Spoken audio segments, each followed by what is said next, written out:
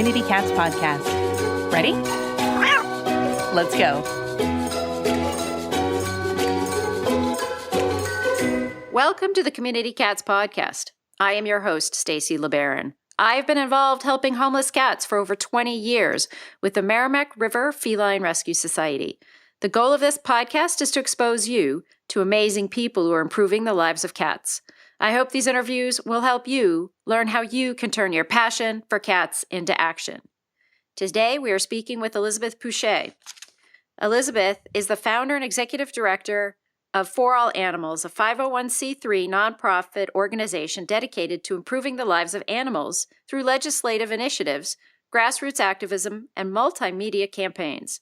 For All Animals is made up of veteran, career animal advocates who have worked for all the major national nonprofit organizations, including PETA, HSUS, the ASPCA, Best Friends Animals Society, and others. The organization identifies and fills voids in the animal protection field and raises awareness for all orders of animals that would otherwise be overlooked and marginalized. Elizabeth is also an independent strategy consultant who specializes in integrated campaign planning and execution for national animal protection nonprofit organizations. Her clients include the Animal Legal Defense Fund and the Jackson Galaxy Foundation. Elizabeth, I'd like to welcome you to the show. Thank you so much for having me, Stacy. So as I was saying in the pre-show interview, I just love your website. We normally save this exciting phrase for the end, but I just think your website is just awesome. I think your logo is incredible. I just think it looks great. So could you share with us what the website is? It's forallanimals.org, and that's FOR. And there's a ton of resources on the webpage. There's a lot of different resources specifically for shelters. There's also some resources for people who are trying to pass trap, neuter, return ordinances in their local jurisdictions, and just a bunch of other stuff to check out. Well, thank you for doing that. I know I'm skipping. I'm out of order today. I don't know what has come over me, but I just wanted to get that out. I keep getting distracted. Instead of looking at my notes, I'm looking at your website and I get all excited. So anyway, so that's all a good sign. So Elizabeth, I was just wondering if you could share with us how you got started in animal welfare and with a focus on community cats. I actually am a career animal advocate. I started right out of college doing animal advocacy. I became a vegetarian in high school when I was 16, and it just kind of progressed from there. I was very active in college. And then when college was over, it was like, well, this is really what I care about. So this is what I'm going to pursue. So I worked for a couple of different national nonprofit organizations, and one of them was Alley Cat Allies. So I got very familiar with the community cats issue. I care about a lot of different animal issues. Community cats is obviously very, very close to my heart. It's very important. But there are so many animals that need assistance that I ended up going out on my own originally and starting For All Animals. And I brought on a bunch of people onto our team that have specialties in different areas, one of which is Elizabeth Holtz, who is our Director of Legislative Affairs. And she helps a lot of, like I said before, local advocates institute trap, neuter, return ordinances, community cat ordinances, or she also helps take down or strike down ordinances that kind of stand in the way of trap, neuter, return. So I've done a lot of trapping myself as well through the years. I think we've probably had 30, 40 cats come through our basement. So, we're really hands-on. My husband and I also do a lot of photography of community cats. We're very involved. We're very connected with our community in Baltimore, and a lot of different caregivers and stuff reach out to us for help. We're kind of experts in our area. So, what is life like for a community cat in Baltimore? Well, Baltimore is actually a pretty good place for a community cat to live. Baltimore was one of the first major cities, if not the first, to institute trap, neuter, return as their official policy. They actually adopted a TNR ordinance in 2007, which was very controversial at that time, whereas TNR is kind of more of a mainstream thing now. At that time, right before then, when you would call animal control, you would, they'd send somebody out to come and trap the cat and kill the cat. And now they refer you to a trap, neuter, return group, or they actually have full-time staff now who will come and trap cats for you have them spayed and neutered and then bring them back. So there is no option to have a neighborhood cat killed at this point in Baltimore. So it's a good time to be in Baltimore for cats. That's great. That's great. And then you are working on a documentary project? My husband and I started a documentary about 2 years ago about Baltimore's program because it was kind of, a revolutionary program when it started, and now we're almost on the 10-year anniversary. One of the reasons that we really wanted to do this documentary was from all my years of advocacy working on behalf of community cats. I always found that government officials really wanted to hear from other government officials, and it was always the health department that had concerns. And the health department was actually the department that helped push trap neuter return through in Baltimore City. Mm-hmm. They were presented with, really good data and really good research from the organizations that were holding clinics in the area, and they were really able to prove the success through numbers. And they really won over the health department and the director specifically. And that's really how this came about. It's all about data supporting information, because that's what really speaks to government officials and the government in general. Right. Actually, in the communities that I've approached with regards to TNR projects, in many cases, usually my first approach is to the Board of Health, just to begin developing a relationship, finding out where they sit on the issue, if there's any strong leanings one way or the other, or if they just need some educating, just an understanding, knowledge is empowerment. So the more that you can help inform your Board of Health before you're involved in some sort of a contentious situation, it's great because you'll have developed a relationship with them. And so you'll be able to say, hey, Joe or Mary, let's just sit down and have a cup of coffee and talk about this situation, because you've already created that type of connection. Yes. And I've also found that it is usually trap neuter return ordinances and kind of new policies are usually derived from one squeaky wheel or from one very isolated incident that could have really just been handled better. I mean, in particular, Baltimore started because there was a woman feeding cats and she was getting cited for feeding the cats in her neighborhood. And that's how you turn a bad situation into a positive situation. You take those opportunities that are really small things, frame it as this grandmother is getting fined for feeding cats, right. And kind of turn that and escalate it into, community support for finding a solution. Looking for a great tool to help educate your neighbors about community cats? Check out this sign available from the folks at Lumen LS, a life-saving organization from Broward County, Florida, that believes no cat should be left behind. This sturdy, bright orange sign featuring an ear-tipped cat would be great for cat colony caretakers, shelters and rescues, spay-neuter clinics, or municipalities and animal control organizations. Education about the correct ways to manage community cats is exploding in the U.S., especially in the last 5 years. This sign will help you let your community know that ear-tipped cats have been fixed and vaccinated and pose no threat to them. The community cat sign comes complete with all of the hardware you need to post it. Buying and posting the sign will help move animal welfare forward and improve outcomes for cats in your area.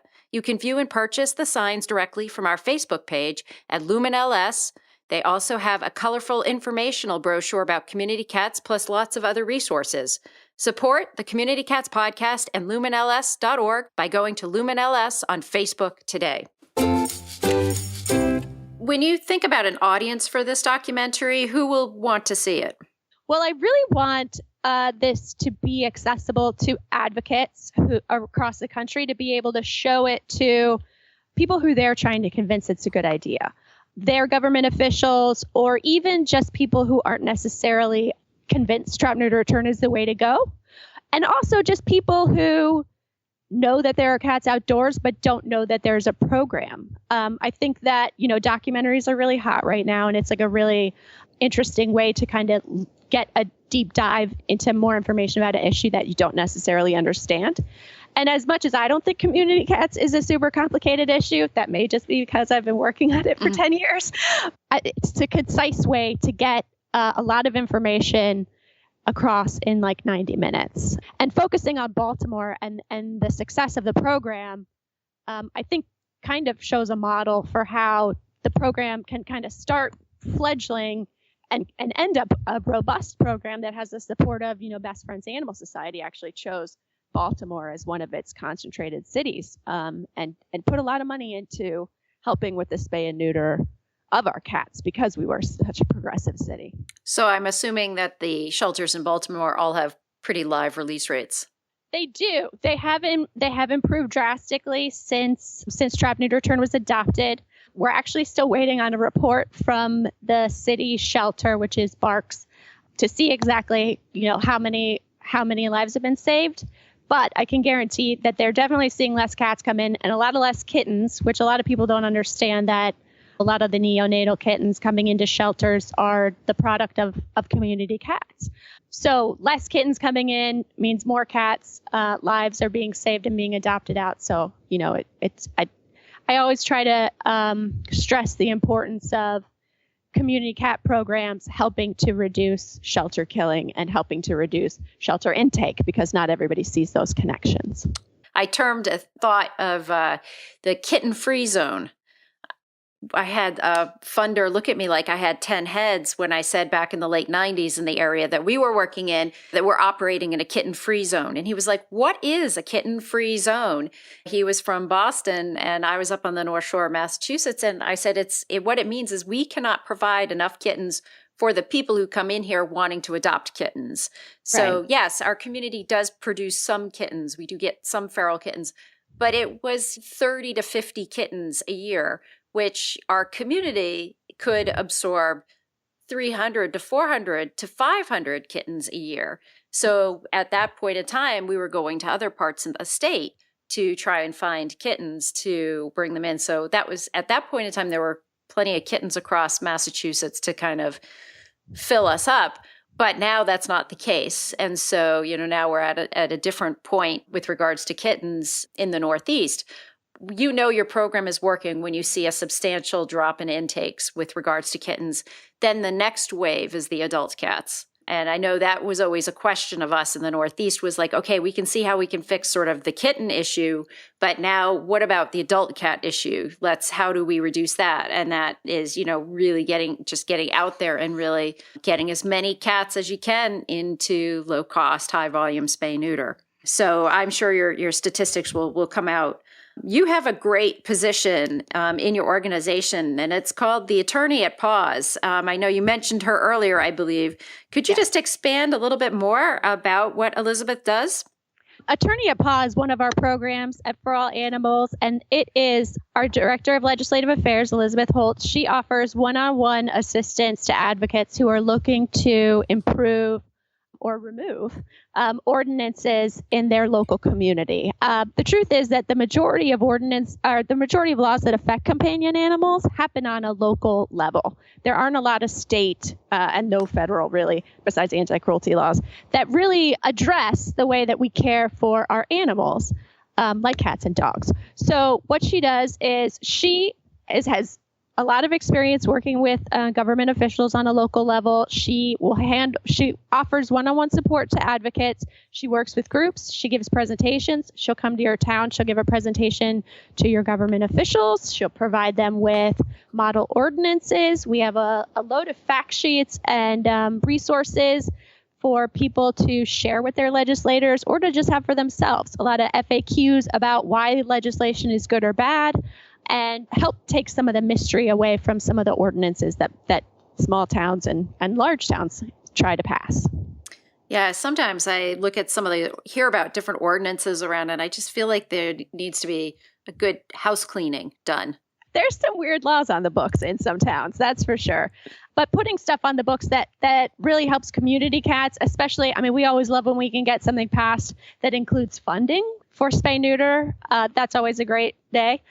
So those kinds we're always proactively trying to improve local level issues, because that's really how community cats are managed at this time. So, we're really trying to give advocates who are already doing the hands-on work, who are already, out in the field, we're just trying to give them extra help to get not legitimized, but have laws that kind of protect what they're doing to make sure that they don't get hassled and can kind of focus on trapping and neutering cats as opposed to, dealing with government officials and stuff.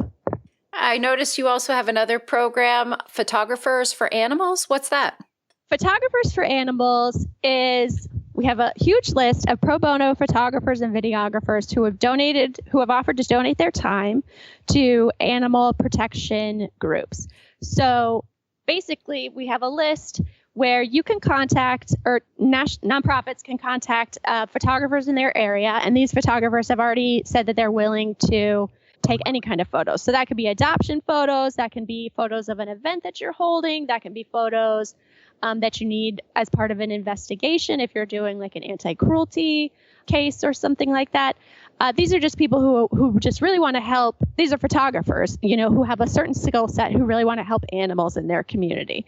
One of the things we're doing as part of that program, Christy Ruggiero is actually our program manager for the Photographers for Animals program, and she's working very hard to pair photographers with shelters who are taking proactive steps towards adoptions and other life-saving programs such as trap, neuter, turn. It's actually a requirement that the shelters who we partner with have a community cats program. But she's working to pair photographers with shelters so that we can start collecting data to show how much faster animals get adopted when they have, professional photos taken of them. I think we all kind of anecdotally know that it helps animals get adopted, but we actually want to put some numbers behind it so that we can increase the chances of organizations being able to get grant funding to kind of pay for this kind of stuff, or to get grant funding for better equipment so that they're more equipped, and training for their volunteers so that animals have the best chance of getting adopted and they spend the least amount of time in the shelter. That's great. That's an excellent idea. I'm always short for pictures, and with the world being so visual now, I started 22 years ago. And back then we would go to CVS and get our stack of pictures to tape on our donation cans or whatever. And, we'd have the pictures taped up on the wall. But now everything, with 5 different platforms for social media, and then, your pet finder page and your own adoption page and all that stuff. There's a lot of time needed that has to go behind visual, not only from, the sort of the static, the photos, but you're talking video too. And then we're talking like Facebook Live and things like that also. Yeah, the times are changing as far as the resources available to help shelters.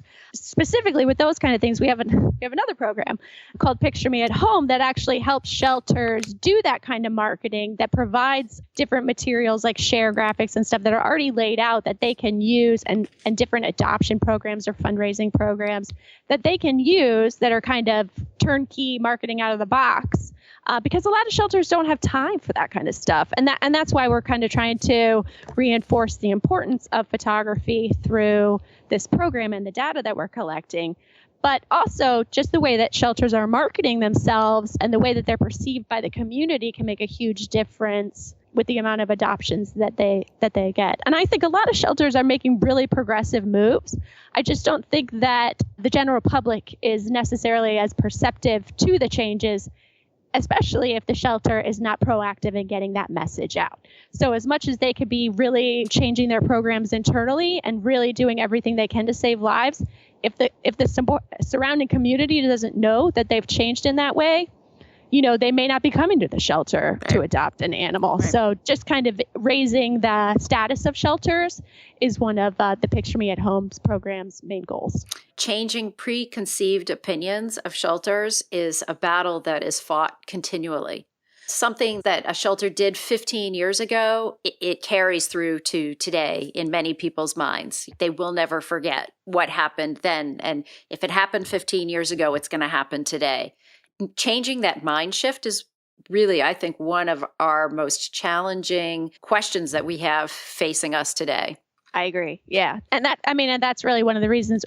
For All Animals partnered with Pause PR, which is a New York-based marketing firm, to kind of put these programs together, these marketing programs. So there's real PR power behind these to help shelters, because I 100% agree that a lot of the perceptions are really hangovers. A lot of people still think of animal shelters as like city pounds and like dog catcher type people. And the demographic of the people working in shelters has changed tremendously. Kind of that old school thinking is kind of on its way out from what I can see. And new younger people who really want to save animals' lives are coming in, and they're ready to put different programs in place and aren't tied to the same old.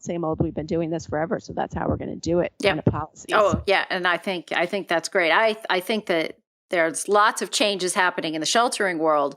I just think that the general public may not know how that shelter is operationally different now than it was when they adopted their first cat 15 years ago. So I want to go back to the documentary a little bit. If there are people, I know you've been fundraising for it. If folks are interested in helping to continue your efforts with that fundraising, is there a way for them to donate to help that project? There is. On our website, under documentaries, we actually have two documentaries in process. One of them is the community cat one.